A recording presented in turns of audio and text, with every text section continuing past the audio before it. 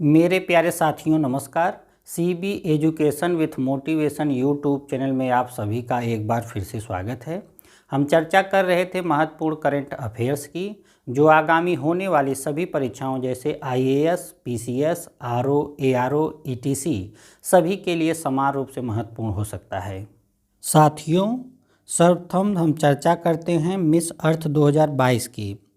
Miss Earth 2022 का final Okada Manila resort Philippines में संपन्न हुआ था।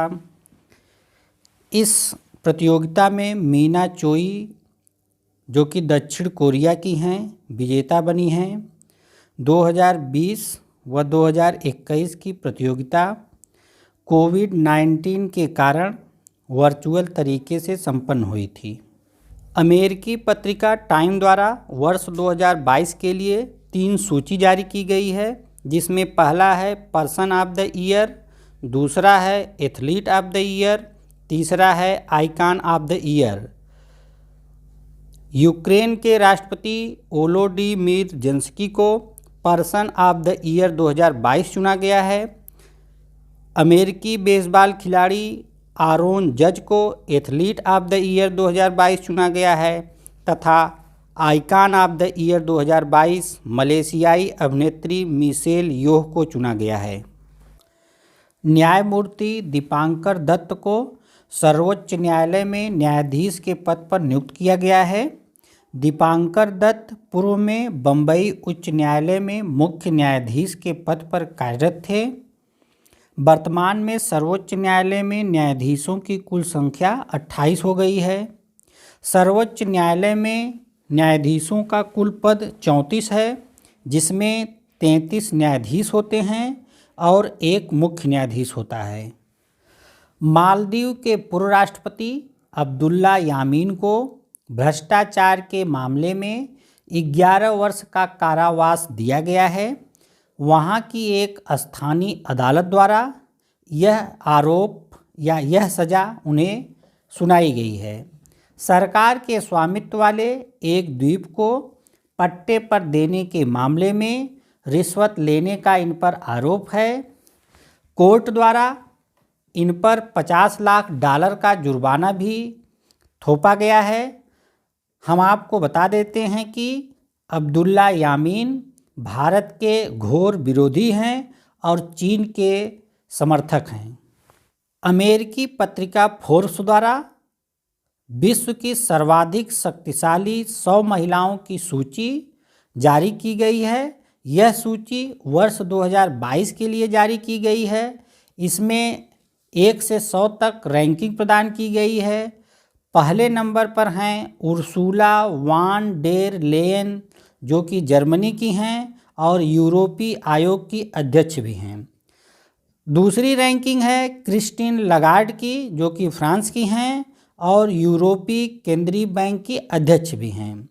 100 महिलाओं की सूची में भारत की कुल 6 महिलाएं शामिल हैं, जो इस प्रकार हैं। पहले नंबर पर हैं निर्मला सीतारमण, जिनकी ओवरऑल रैंकिंग है 36। ये केंद्रीय वित्त मंत्री हैं।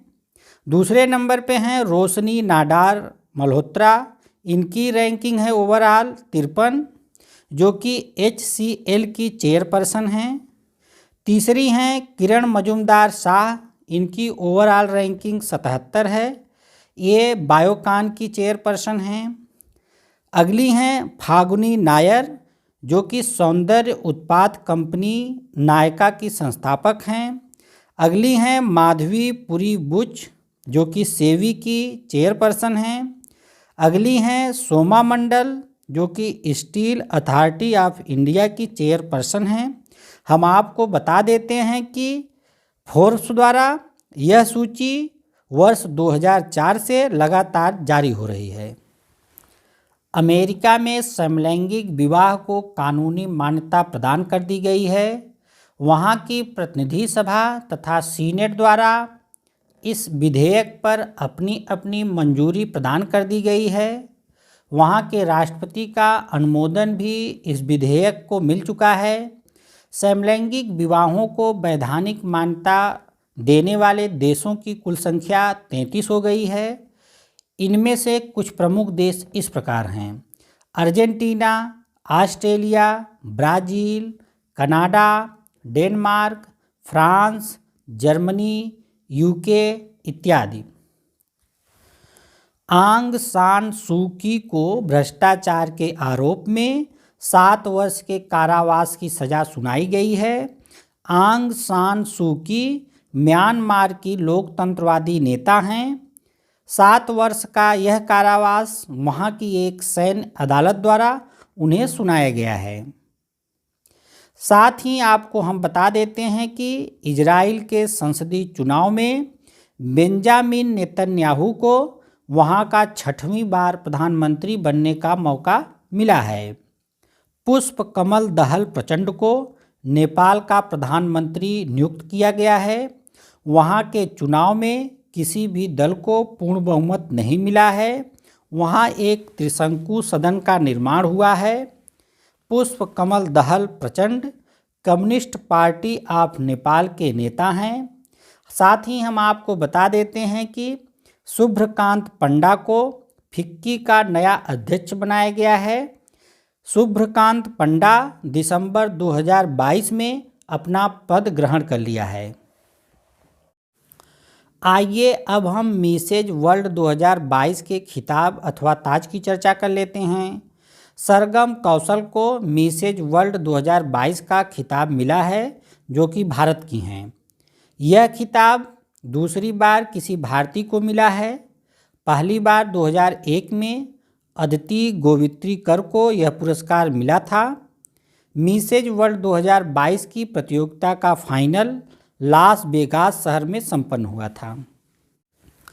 आइए अब हम खेल से संबंधित कुछ पुरस्कारों की चर्चा कर लेते हैं, जिसमें पहला है टेनिस की संचालक संस्था ITF द्वारा विश्व चैंपियन पुरस्कार 2022। विश्व चैंपियन पुरस्कार 2022 का पुरुष एकल का खिताब या पुरस्कार राफेल नडाल स्पेन को मिला है। यह पुरस्कार उन्हें 5वीं बार मिला है। महिला एकल के क्षेत्र में ईगा स्वियाटेक को, जो कि पोलैंड की हैं, विश्व चैंपियन पुरस्कार 2022 प्रदान किया गया है। इन्हें यह पुरस्कार पहली बार मिला है।